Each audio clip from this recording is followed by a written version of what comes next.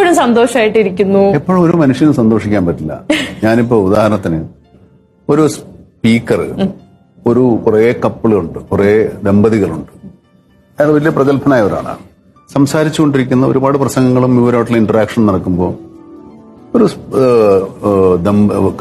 ദമ്പതികൾ ഭാര്യയോട് അയാൾ ചോദിച്ചു, നിങ്ങളുടെ ഭർത്താവ് നിങ്ങളെ സന്തോഷിപ്പിക്കാറുണ്ട്?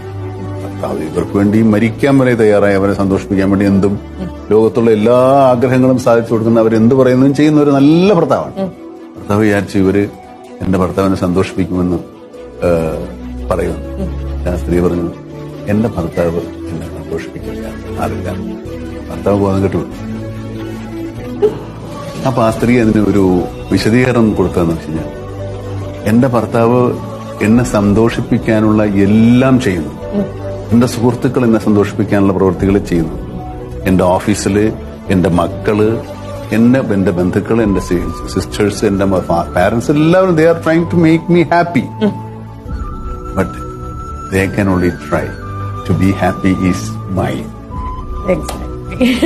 അല്ലേ? നമ്മളാണ് സന്തോഷിക്കേണ്ടത്, അതല്ലാതെ വേറൊരാൾക്കും സന്തോഷിപ്പിക്കാം. അപ്പൊ നമ്മൾ സന്തോഷമായിരിക്കേണ്ടത് നമ്മൾ എന്തിലും സന്തോഷിക്കുക എന്നുള്ളതാണ്. എല്ലാത്തിനും നമ്മൾ ആകുലപ്പെട്ടിട്ട് കഴിഞ്ഞാൽ അതിനെ നേരം ഉണ്ടാവും.